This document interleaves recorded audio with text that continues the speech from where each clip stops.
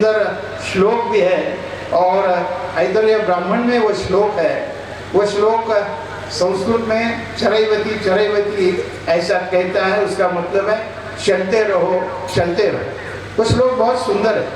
वो श्लोक ये कहता है कि जो बैठा है उसका भाग्य भी बैठ जाता है, जो खड़ा हुआ है उसका भाग्य भी उसके साथ खड़ा हो जाता है, जो सोया है उसका भाग्य भी सो जाता है।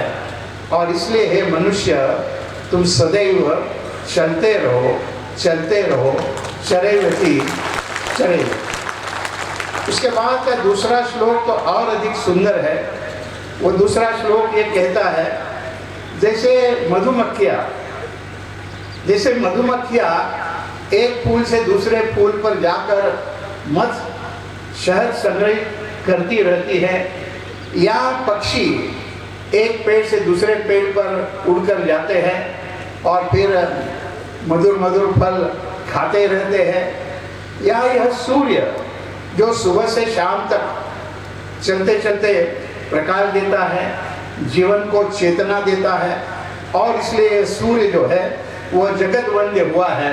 तो जैसा सूर्य जगत वंद्य हुआ है चलने के कारण, वैसे तुम भी यदि चलते रहोगे तो तुम भी वंद्य बनते जाओगे। और इसलिए चलते रहो चरैवती चरैवती। इतना ही समय पर मैं आपको आग्रह से कहूँगा। वैसे आपकी केवल जो कॉलेजेस में जाते हैं, केवल पढ़ाई करते हैं, उनके लिए तो हम कह सकते हैं कि किताबी पढ़ाई समाप्त हुई, लेकिन आप पहले कुछ ना कुछ कर रहे हैं। लेकिन यह भी ख्याल में रखना चाहिए कि ज्ञानार्जन के लिए कभी कोई रुकावट नहीं आनी चाहिए। हमेशा जहाँ ज्ञान मिल सकता है, और दुनिया में बहुत तेजी से अंतर आ रहा है, वह तेजी से अंतर क्या आ रहा है, कैसे आ रहा है, और उसमें हम क्या कर सकते हैं, ऐसा ही हमने विचार करना चाहिए। तभी दुनिया की जो स्पर्धा होती है उस स्पर्धा में हम खड़े रह सकते हैं। इतना ही नहीं तो हम आगे भी बढ़ सकते हैं। ठीक है, मैं आपको मेरा ही उदाहरण देता हूँ। मैंने 1954 में बीकॉम की परीक्षा पास की, मतलब हो गए उसका भी 63। मैं अंग्रेजी में आंकड़े इसलिए कहता हूँ कि मेरी मातृभाषा मराठी है, तो कभी आंकड़े में 48 और 38 इसमें मैं गड़बड़ कर देता हूँ।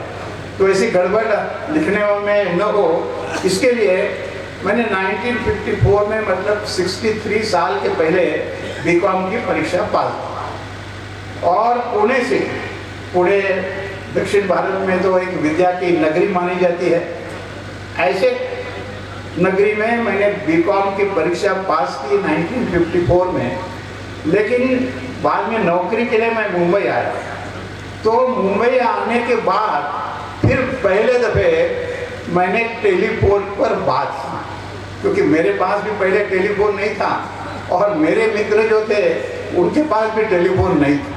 लेकिन आज जब मैं देखता हूँ तो बच्चों के हाथ में भी मोबाइल है, और मेरे जैसा भी, मैं भी कुलाधिपति हूँ, 26 विश्वविद्यालयों का कुलाधिपति हूँ। ऐप वगैरह कुछ उद्घाटन करते हैं तो मैं उद्घाटन करने का काम भी करता हूँ। लेकिन मेरे पास जो मोबाइल है, वो मोबाइल का जितनी उसमें सुविधा है उसका उपयोग मैं आज भी नहीं कर सकता हूँ। मेरा पोता है, 10 साल का है, मुझे कोई कठिनाई आई तो वो बताता है कि मैं आपको ढूंढ के देता हूँ कि आपको पास जानकारी कौन सी चाहिए।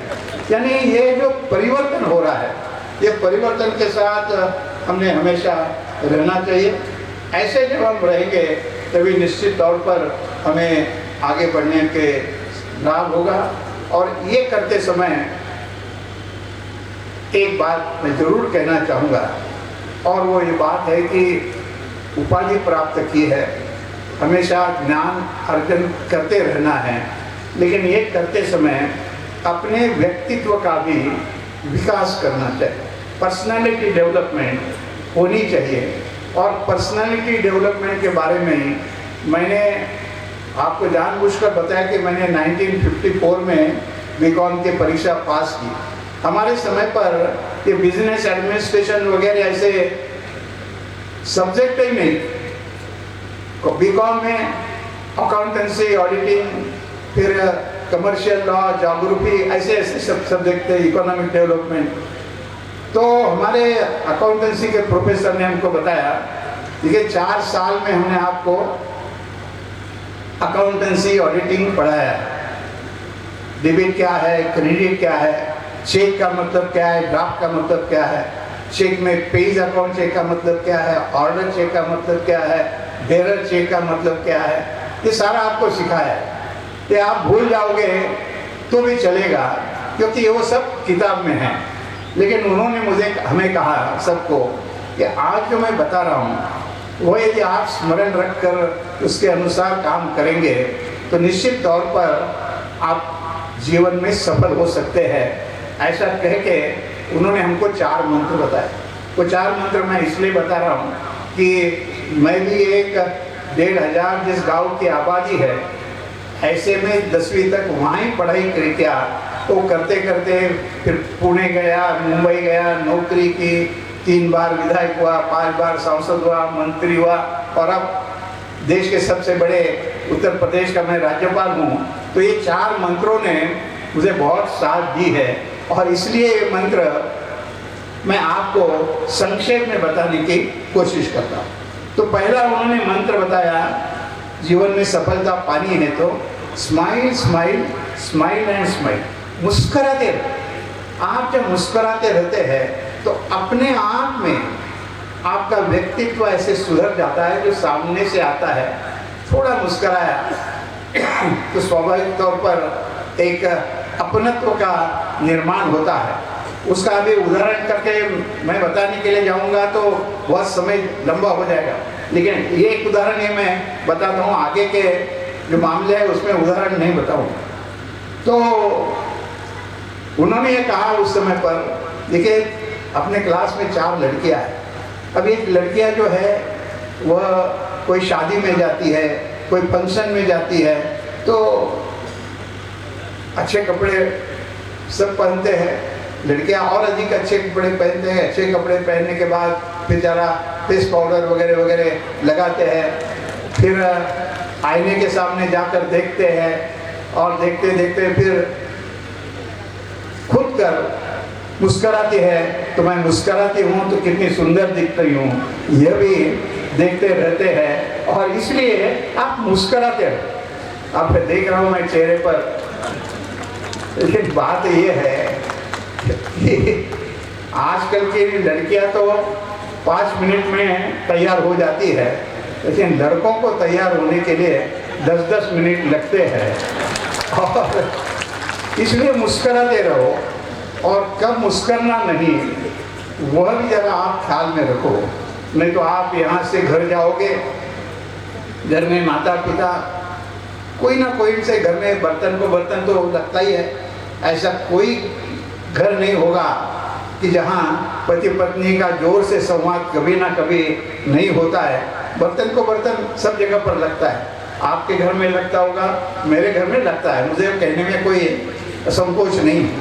लेकिन आप ऐसा घर में बर्तन को बर्तन लगा है, और आप अपने माता पिता के सामने जाएंगे और मुस्कुराएंगे और उनको कहेंगे कि राज्यपाल ने कहा है कि मुस्कुराते रहो, तो फिर आपकी हालत क्या हो सकती है उसका आप विचार करें। दूसरी बात उन्होंने ये बताई कि एप्रिशिएट एप्रिशिएट एंड एप्रिशिएट। जो कोई अच्छा काम करता है उसको कहना सीखो कि तुमने अच्छा काम किया है। ऐसा जब आप कहोगे, आपका वरिष्ठ हो, आपका साथी हो, आपसे नीचे काम करने वाला कोई प्यून ने भी अच्छा काम किया, या कोई आपके मालिक ने भी अच्छा काम किया, और आप कहेंगे तो प्यून को भी अच्छा लगता है और मालिक को भी अच्छा लगता है। और इसलिए सबका सहयोग प्राप्त करना है, तो जहाँ आवश्यक होगा वहाँ आपने कहना चाहिए कि भाई तुमने अच्छा किया।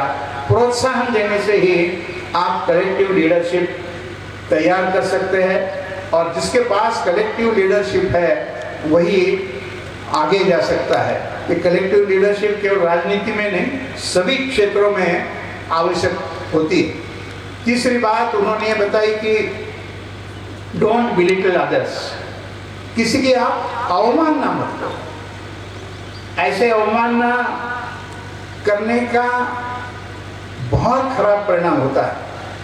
आपको मार्क मिल गए, आपको अभी गोल्ड मेडल मिलने वाला था, परीक्षा का रिजल्ट आया, तो अपने घर में जाकर हम कह सकते हैं कि मामा अभी रिजल्ट आया है और मुझे सबसे ज़्यादा मार्क मिले हैं, जब कॉन्वोकेशन होगा उस समय पर गोल्ड मेडल मुझे मिलेगा, घर में जाकर बता सकते हैं खुशी से।